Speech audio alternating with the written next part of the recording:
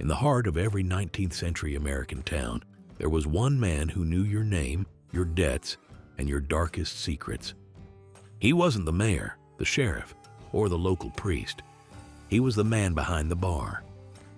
Today, we often think of the old-time saloon as just a place to grab a drink, but in the 1800s, it was the center of the universe for the working man. The saloon keeper was a banker, a judge, a political boss, and a provider of modern miracles. He held a level of power that no business owner today could ever imagine. To understand why the saloon keeper was so important, we have to look back at how early Americans viewed alcohol. In the colonial days, a tavern wasn't seen as a place of vice. Instead, drinks like cider and whiskey were viewed as invigorating foods. They were considered essential for the hard physical labor of building a new nation. Because people believed alcohol helped build trust, it was at the center of everything from barn raisings to military musters. The man running the tavern was a facilitator of the community. In rural areas, the tavern was the only place to hear the news or find out the latest crop prices. Since many people couldn't read, the keeper would often read the newspapers aloud. This gave him total control over the flow of information. He was the gatekeeper of the world outside. But the real secret to his authority was money.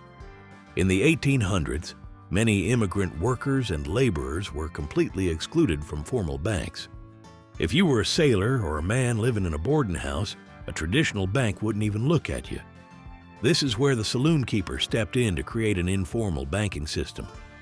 He kept massive ledger books that tracked much more than just the sale of grog.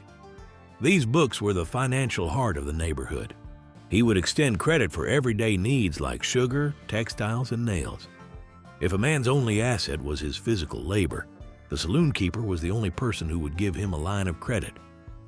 By cashing paychecks, the keeper controlled the liquid capital of the entire area. He often required a worker to buy a drink in exchange for cashing a check, ensuring that a portion of those wages stayed right there in the till. In some cities, saloons even offered notarization for legal documents. For a population with no formal address or identification, the saloon was their branch office. In places like Milwaukee, some families ran total institutions where they provided the housing, the food, and the drink. When a man lived in the rooms above the bar, the keeper had total oversight of his life. Every dollar the laborer earned eventually found its way back to the man behind the counter. This economic control naturally bled into politics. During the 19th century, the saloon was the headquarters for the all-male political world. If you wanted to get elected, you didn't go to a town hall, you went to the bar. The saloon keeper often served as a precinct captain, and he was the one who delivered the votes that kept the big city political machines running. He used a ritual known as treating to make this happen. A political candidate would buy rounds of drinks for the entire house to secure loyalty. It wasn't just a simple bribe, it was a way to build a bond of reciprocity. The keeper acted as a boss who could mobilize a disciplined block of voters at a moment's notice. For marginalized immigrant communities, the saloon was known as their palace. It was a space where they could organize and resist the pressures of the outside world. The keeper acted as a bridge between the poor voter and the powerful elites who controlled jobs and contracts. While the upper classes saw this as corruption, the working man saw it as his only way to have a seat at the table. This is why groups like the Women's Christian Temperance Union were so determined to shut saloons down. They weren't just fighting against alcohol, they were trying to dismantle a political power structure that they viewed as a threat to the rule of law. The very way a saloon was built told you who was in charge. These buildings were usually long and narrow because street front real estate was expensive. This created a tunnel-like environment where the keeper could see everything. The bar itself was a massive piece of furniture, often made of heavy mahogany. It acted as a physical barrier and a defensive fortification. Behind the bar, large mirrors were placed so the keeper could see what was happening behind him without turning around. Even the batwing doors served a purpose. They allowed the keeper to see the feet of anyone approaching, giving him a sneak peek at potential troublemakers or law enforcement before they even walked in. In the later Victorian era, some saloons became gin palaces. They were filled with gas lighting, etched glass, and ornate moldings. These buildings were designed to be dazzling. For a laborer living in a dark, crowded slum, entering a brightly lit saloon was like entering a temple.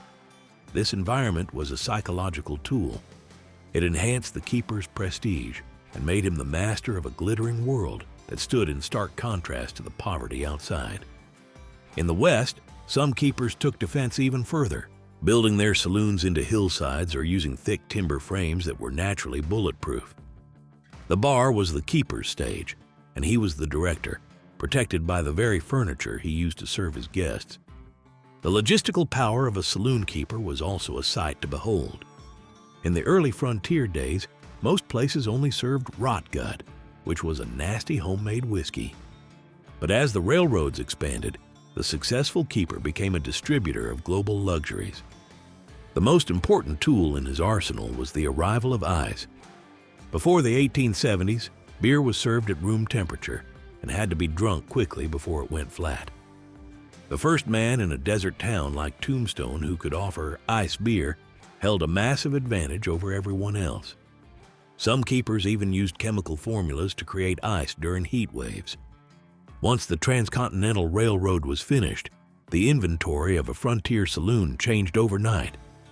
Archaeologists have found evidence that saloons in small mountain towns were serving fresh oysters from the Chesapeake Bay. The keeper could provide fine glassware, expensive oil paintings, and fancy mixed drinks to people who were desperate for a taste of civilization.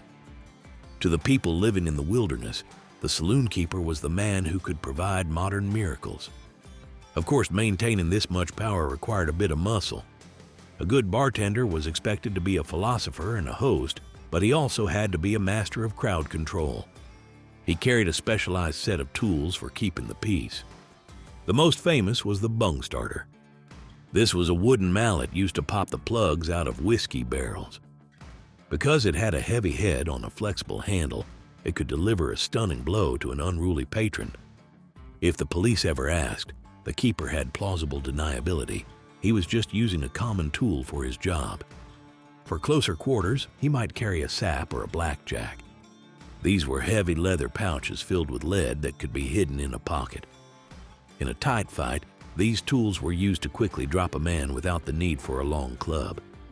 However, the saloon keeper's power had a darker side, especially when it came to Native American populations. European traders and keepers often used alcohol as a deliberate tool to destabilize tribal societies. Before colonization, many tribes had no tradition of distilled spirits and no social rules for how to handle them. Traders found that providing free alcohol during negotiations gave them a massive advantage when trying to acquire land or resources. This wasn't just a social problem. It was a targeted use of the saloon's power to extract wealth and leave communities in ruin. In the South and the Midwest, the saloon was also a complicated place for Black Americans. While some found a level of freedom in frontier saloons, the political machines often tried to use these spaces for voter suppression. The leaders of the temperance movement viewed the political agency of Black men with great suspicion. To them, the saloon was the place where unsafe voting blocs gathered to plot. The battle over the saloon was a battle over who truly belonged in American democracy. One of the most famous showdowns happened in Portland, Oregon in 1874. A group of women known as the Ladies' Crusade marched on the Mount Hood Saloon. They used hymns as a weapon, singing right into the ears of the patrons until it was impossible to drink in peace. But the saloon keeper, Walter Moffat, fought back with his own brand of resolve. He hired men to beat gongs to drown out the singing, and used a hose to soak the sidewalk and ruin the women's expensive clothes. Eventually, he used his political influence to have the women arrested for disturbing the peace. It was a literal war between the sovereign of the saloon and the guardians of the Victorian home. The era of the powerful saloon keeper finally came to an end with national prohibition in 1919. Reformers successfully framed the saloon as an enemy of progress and a den of corruption. When alcohol became legal again years later, the cocktail lounge and the tavern took its place. These new businesses were just places to buy a drink. They lacked the total social and economic integration of the 19th century saloon. The man behind the bar was no longer the neighborhood's banker or its political boss. Even so, the legacy of the keeper is still all around us. Many of the oldest buildings in our historic districts were originally saloons that provided the first social services to their towns. The saloon keeper was a response to a world that had no other safety nets. He filled a vacuum, acting as a judge for the disputed and a host for the immigrant. Whether he was a corrupt boss or a vital community leader, he was an indispensable architect of the American social fabric.